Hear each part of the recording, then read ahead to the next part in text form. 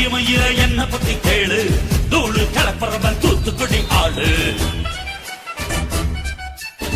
Happy Diwali.